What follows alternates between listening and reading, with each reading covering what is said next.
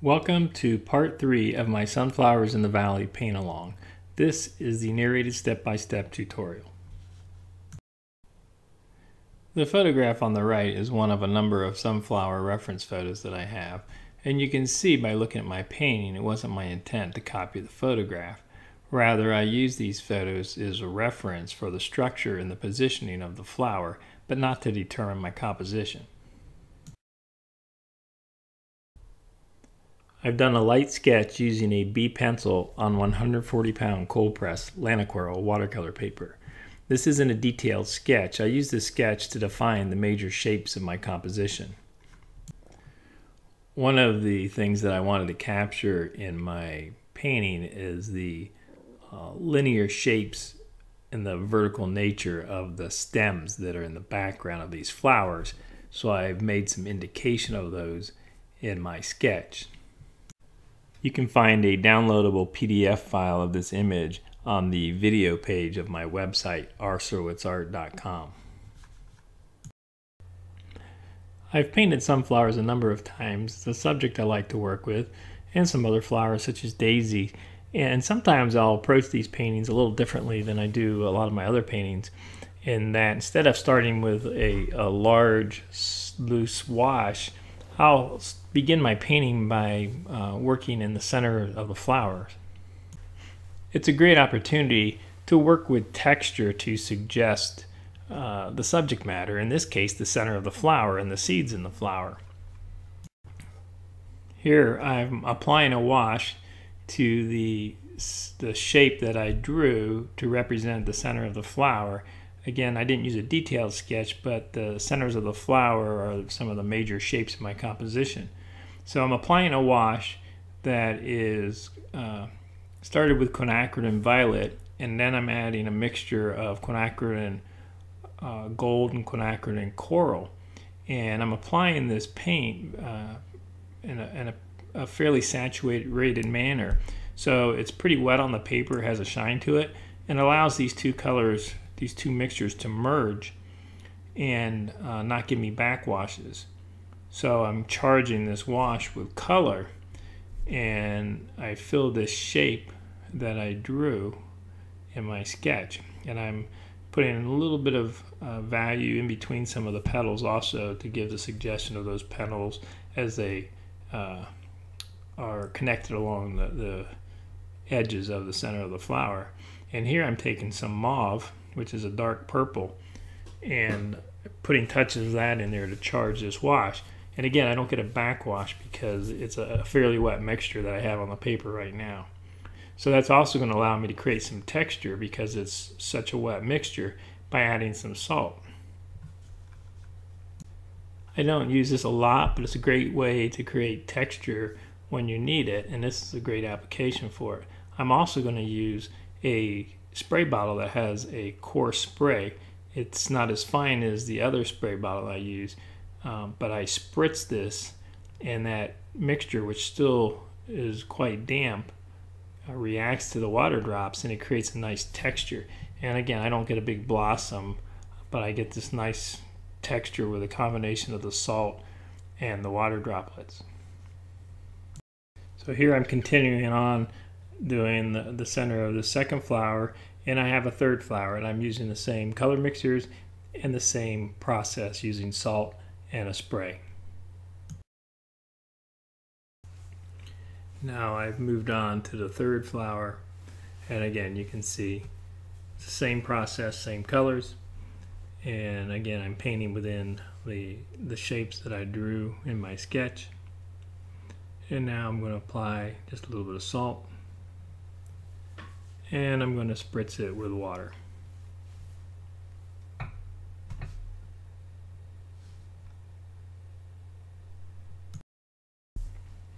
Now I have the centers of my flowers defined, and I'm going to begin working along the outer edge of some of the petals of the sunflowers. So I have my quinacridone violet, and you saw I just put some touches of color down. Then I took a fine mist spray and I sprayed that away from the edge of the flower petals.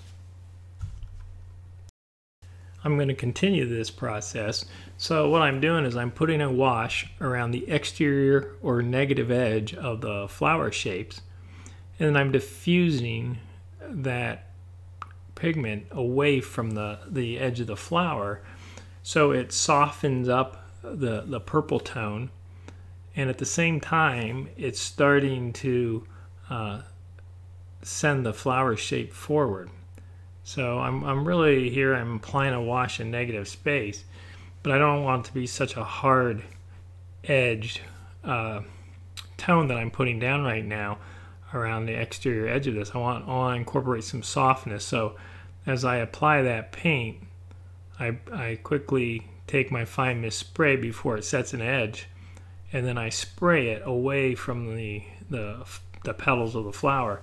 So I get that nice diffused purple tone, and it's a softness that I'll be able to maintain through my painting process until I reach the end of my painting. So as I start to build up layers of washes and build up more hard edges and different shapes, I'm going to be able to retain some of the softness that I'm creating here in these initial glazes that I'm putting down. So I have these soft diffused washes of the quinacridone violet, and I've thoroughly dried my paper. And now I'm going to come in and use a similar process, and here I'm using a mixture of sap green and pyrrole red. It has just a touch of pyrrole red to take off some of the rawness of the green, but it's the same process. I'm putting that tone along the edge of the flower petals, and I'm spraying away with a fine mist spray bottle to diffuse the color. And you can see I often come in with a tissue and pick up some of the excess water, especially after I've sprayed. That's one of the things you have to keep an awareness of, is the condition of your paper. You have to be aware of the moisture content around your entire painting, because here I'm starting to paint at the top, but I know at the bottom there I've got some beads of water that are hanging on, and if I don't take care of those at some point, they're going to start to backwash and potentially create some unwanted conditions into the paint.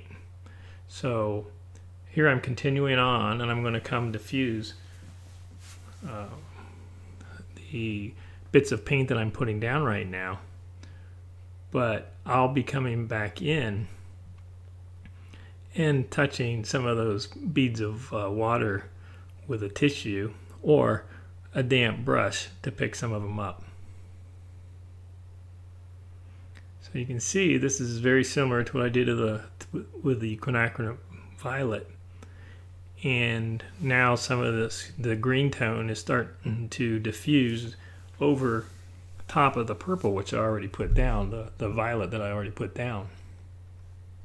There are times when I'm applying a wash like this and I'm using my spray bottle, and I'll work with multiple colors at the same time without drying the paper. However, in this application I decided I wanted to have the clean colors down, and I would let any mixture occur by build up washes over top one another instead of letting them merge wet and wet on the paper. It's more a buildup of color combinations rather than just mingling in a wet wash.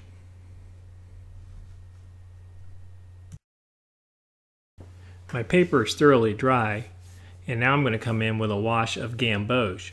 And you can see that I'm just arbitrarily putting this wash down on the flower shape, and I'm going to come back in with a fine mist spray and vary the coverage of that tone across the flower. Then as I build up some of my values, that variation of this color will show from petal to petal. And one of the things when you do the center first, you can see how, because it's such a dark, rich pigment that I've put down, this spray will pick some of that up and move that pigment across the paper. So it doesn't bother me. it actually provides some interest, I think, and helps provide tie it in more to the center of the flower. There are times when I'll start with the flower, with the petals, before I do the center for this very reason. Sometimes I don't want that effect.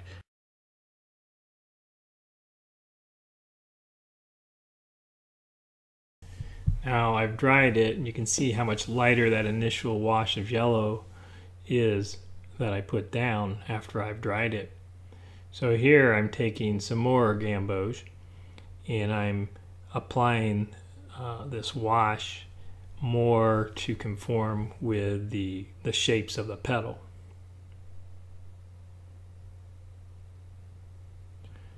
And here you can see I'm carrying that wash just from one petal to the next.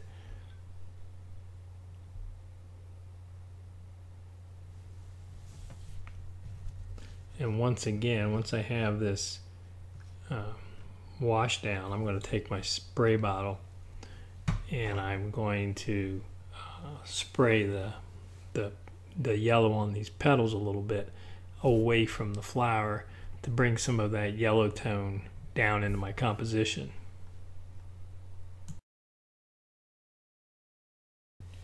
So here I'm applying the last of this layer of the gamboge, and now I'm going to take my spray bottle, and here I'm spraying it, and I just let that color run. It provides interest and makes it feel like a watercolor to me.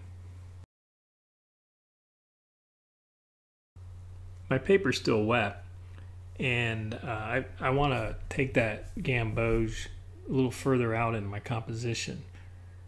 So you can see I'm not painting anything in particular. I'm just bringing in that yellow wash to stretch that color into my composition, and I'm making the brush strokes in a manner that in a few areas where it kind of gives the suggestion of some direction, and I'm going to soften those brush marks up with my spray. But you can see how it takes that yellow away from the flower where it would be isolated and draws it down into the composition along with the greens and the violets that I already have there. Here I'm coming in with a darker value, and it's a dark green that's a mixture of sap green and pyrrole red. It's the same mixture I used earlier, however it's got a heavier concentration of pigment and it's a darker value mix. So I'm working along the exterior, or as I like to call it, the negative edge of some of these sunflower shapes. So by doing that, just a little touch of value can start to bring the sunflower forward and send the area around it back. As I go through my painting process and start to build layers of value, you'll notice that it's a series of shapes that I'm building up. Sometimes I think people look at negative space and they just think that you outline something such as the sunflower shape with a wash, but it's more involved than that. There's a lot of defining edges and breaking up edges. You want to have hard edges, soft edges, lost and found edges. If you simply put a wash around the outside of the sunflower, it's just going to be all hard edge. There's going to be no lost edges, and I just don't think it's near as interesting. So I'll put touches of value, then I'll stop and have a break, and I'll pick it up and give the suggestion of a lot of overlap going on. You can't simply say that the flowers are positive shapes and everything else is a negative shape. There's positive negative relationships going back in space between these flowers. There's overlap, and every time there's overlap, there's a positive negative relationship between edges. So it's more than just saying the flowers are positive, everything else is negative. There's lots of relationships, positive negative relationships throughout the whole composition that don't even involve the flowers. I'm working in much the same manner I did earlier, where I'm putting down some paint, then I'm coming in with a fine mist spray bottle, and I'm diffusing that color, that value. And right now, though, I'm working with the sap green pyrrole red mixture, but it's a darker value than what I used earlier. I've dried my paper, and now I'm going to continue on using a darker valued quinacridone violet and using much the same process here, where I'm putting down some paint and then I'm going to soften the edges a little bit with a fine mist spray. The one thing to keep in mind is as you do this and as you apply the paint, as you build up layers, every time you dry the paper, every time the paint dries, it dries much lighter than it appears when you first apply it. So it's not uncommon as I'm doing this, as I build layers, to do several layers before I really get to the value that I'm truly after, especially sometimes when I'm diffusing the paint with the spray. It dilutes the strength of it, and when it dries, sometimes it's much lighter than what I was after.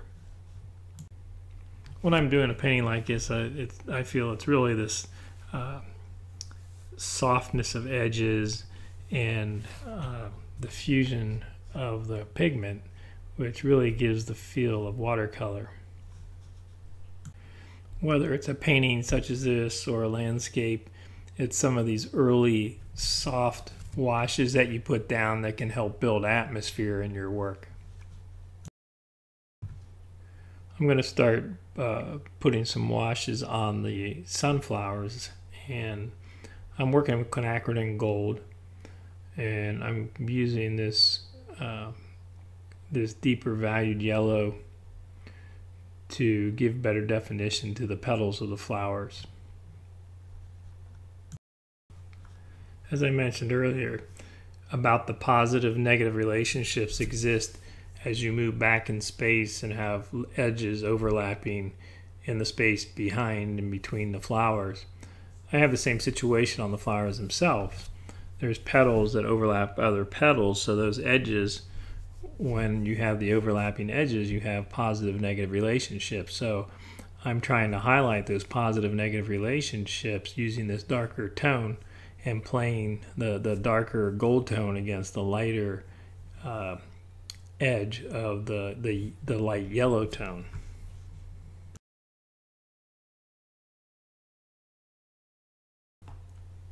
As I continue on and apply this wash to the petals, I don't want every petal to look the same, so I'm going to have some variation in the colors within the petals themselves. So some are going to have more of this gold tone, and others are going to have not quite as much. And here I'm going to soften the edge a little bit and diffuse that color some.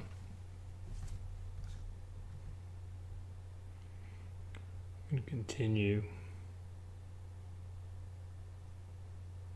But you can see that petal to petal there's variation, and even within a petal there's variation. There's somewhere there's more gold at one end and it's a lighter yellow at the other end. So it's that variation that helps keep things interesting and not looking so repetitive.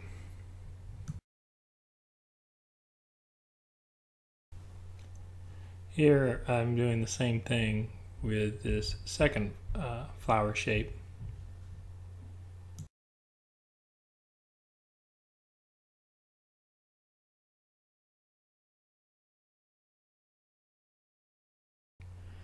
And I've continued on with the same process on the third flower. And you can see in some areas where there's little definition of edge, I've let this tone run from one petal to the next, from one flower to the next, without any definition of edge at all.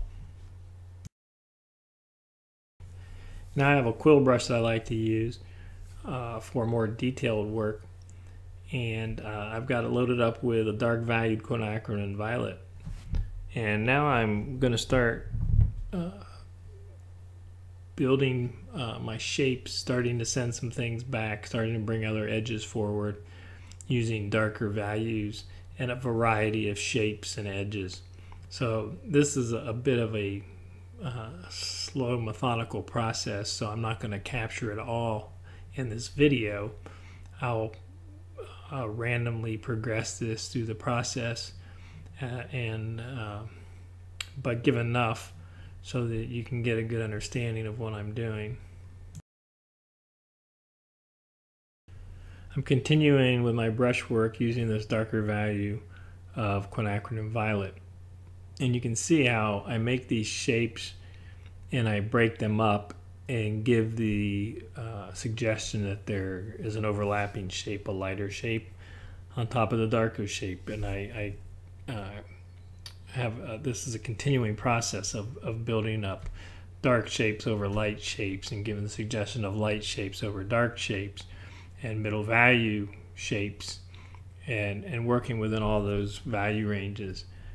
But I work to create overlap. I work to define edges. And when I'm making a brush mark in my mind, there's normally an objective for that brush mark. It could be to define an edge. It could be to send something further back. It could be to darken a value on a shape that I feel isn't dark enough. But that's the type of thinking that I'm doing as I'm painting this. I've long since left my reference photo behind. I might refer to it from time to time if there's something that I just want to maybe get some ideas from. But a lot of what I'm doing right now is just shape making, working with values and color, and trying to bring my composition together. And one of the things I want to achieve is a strong value contrast, and I'll strive for the greatest contrast in my center of interest, which is going to be more in an upper left quadrant of the composition.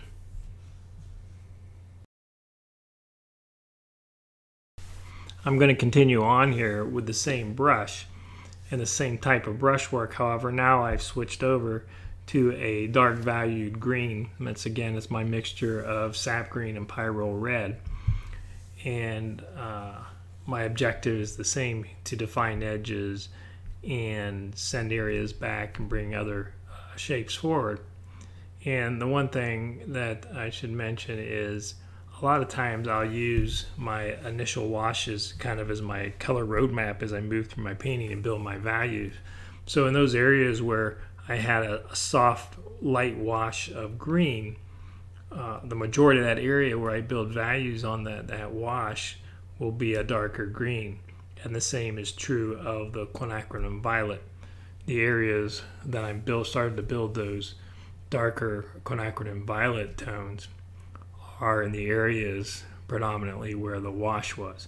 It's not to say that I won't put a green over a quinacridone violet or vice versa, but the majority of the areas where I put the darker value paint will match up with the underlying wash quite frequently. As I said, I use that initial wash often as my color roadmap. There are times when the color dominance is established very early in my painting process because of this approach, because I've applied color in an early wash, and that dominance has been established by that initial wash, and I'll build on that as I go, and many times we'll keep that particular dominance that came out in the initial wash. Here you can see the brushwork that I've done to give the suggestion of these vertical stems that would be here amongst these sunflowers. So I'm just using some brush marks to give that suggestion in that vertical movement. And I've also hit it a little bit with a spray to soften some edges, and so it's not doesn't look as much just like it's a line drawn on there, but it gives a little variation, some modulation of edge.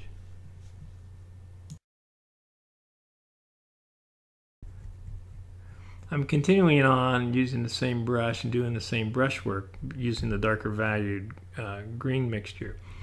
And if you look to the left of my hand, earlier I made a vertical linear mark. It's now kind of a middle value since it's dried. And right beside that on the left there is a lighter linear mark because of some of the washes I have applied. And what I've decided is I want that lighter shape to come forward more and stand out and take the role of that linear shape that would represent a stem or suggest a stem there. So to strengthen that, what I'm doing is I'm putting these darker brush marks on the edge of that lighter shape to give it further definition and make it stand out more as a stem shape. So you can see just by putting those darker values along the edge, it starts to come forward as a light linear shape. And I haven't put a wash along the whole edge of it. I've just put smaller, darker valued shapes, and you can see how by taking it down lower here and having these edges get lost and found, it looks like it's carrying on and it's going underneath, let's say, the flower petal or a leaf, just because of that continuation of darker valued shapes that I'm making along that same plane, along that same edge. I'm continuing on with the darker value here, and I want to carry that vertical movement into the rest of the composition here. So I'm going to make some dark valued linear shapes here that give the suggestion of the continuation of those stem shapes, and they're darker valued, where in a couple of the others are a light value. So I want to have, again, just a variation of the dark, of the light, but I want to repeat that linear movement across my composition.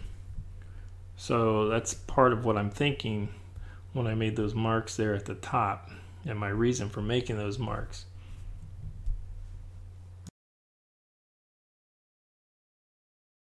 Now I'm going to build another level of detail into my sunflowers, and this is the area where I'm trying to draw the most attention. This is where I want to be my focal point. That's in this upper left quadrant. So I've got a darker mixture of the gold, which is quinacridone gold with a little bit of quinacridone coral in it.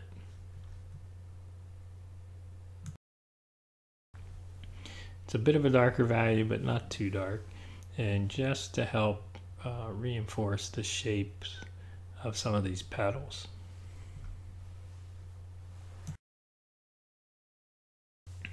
You'll see as I paint this way, I develop the painting as a whole.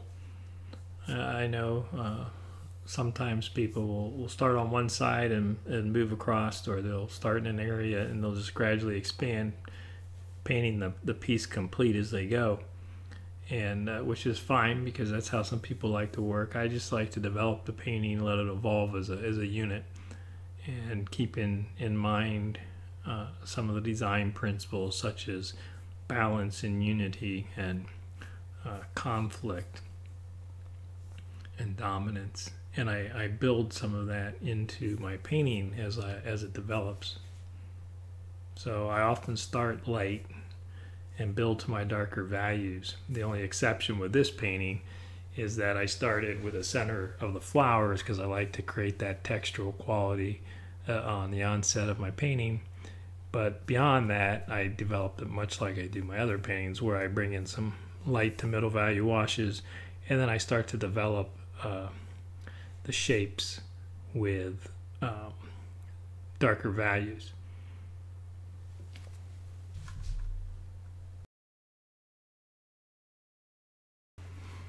Now I've got a very dark value mixture of quinacridone and violet, and I've put a little royal blue in it to make it a deeper value, and I'm just putting touches of this value along some of the edges. I like to do it where edges kind of intersect and almost form a point or a V. I'll put touches of these values in here, and when I make a mark, I'll often make more than one and give the suggestion of a continuation. And I'll break it up, and normally one will be bigger than the other or longer than the other, and if I do a third, it'll be different than the other two. but you can see just a few touches with the brush how just a small dark value dot or a dash can help provide some needed contrast in areas.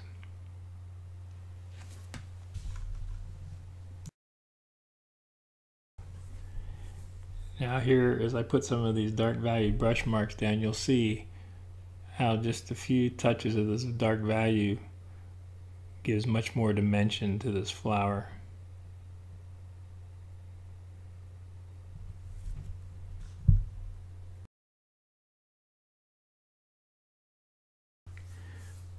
I've switched to a very dark value green, and this time my mixture of Pyro red and sap green also has some royal blue into it to really deepen the value. And I'm doing much the same brushwork as I was doing with the dark valued quinacridone and violet. And you can see how it starts to build another layer of depth into my painting. So this dark value along some of these edges gives a suggestion of even a deeper area in my composition. It makes takes an area that's a middle value and now breaks it up further and sends some of these areas back even deeper in space. I've continued on with this brushwork, and I've actually moved the video ahead a bit and have done quite a bit of brushwork off camera. It takes a while to accomplish this, and here I'm making the suggestion again of a linear shape. Even though it's broken up, it helps continue that pattern of those linear vertical shapes to this lower part of the composition.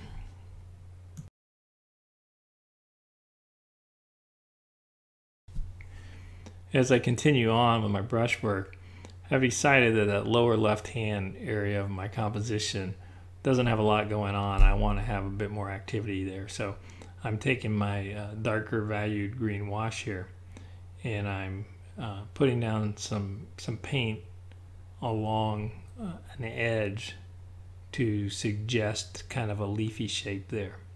So you can see just by painting off the exterior edge, or what I call the negative edge, it starts to give the impression that there could be a leaf shape there, that light shape.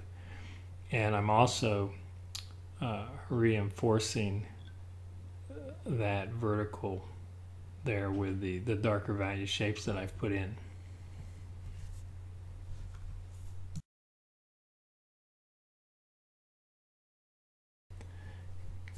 You can see now how I've developed this lower left area a bit more, and I have quite a few shapes going on. However, the one thing I don't have are some of my deeper values.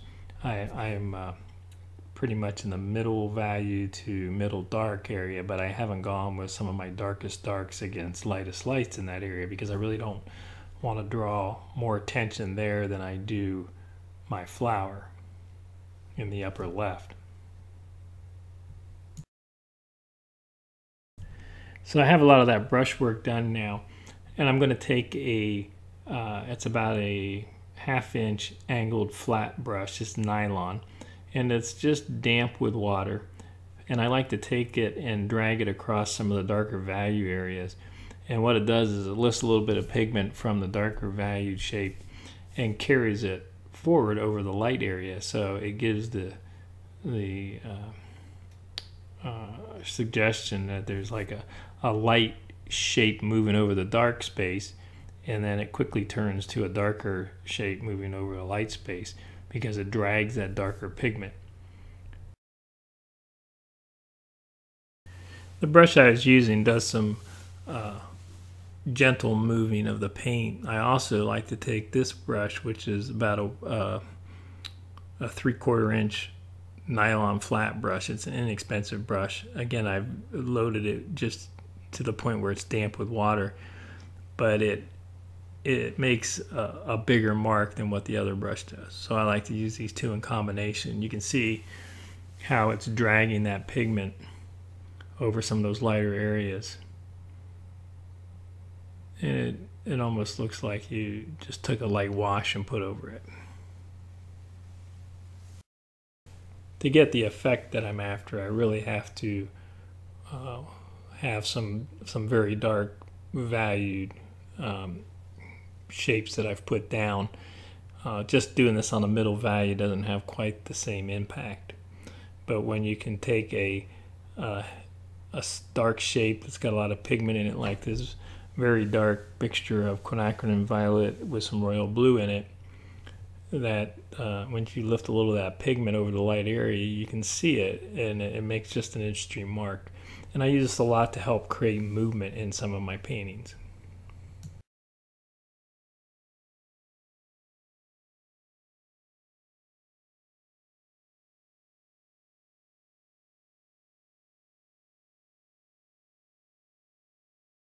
The next thing I like to do that works to complement the dragging of paint that I've done is to take a rigger brush loaded with a darker value and make some similar marks with the rigger brush. So again, it helps suggest motion and direction, and again, it helps build another layer of depth by overlap. So as I'm making a mark, I'll lift my hand and make it appear as though that mark is moving across the composition, then it encounters something which it goes behind, then it comes out on the other side. So here I'll put my brush down, lift it, and pick it up again. And I'll do this with the intent of making it look like these linear marks are going behind other shapes.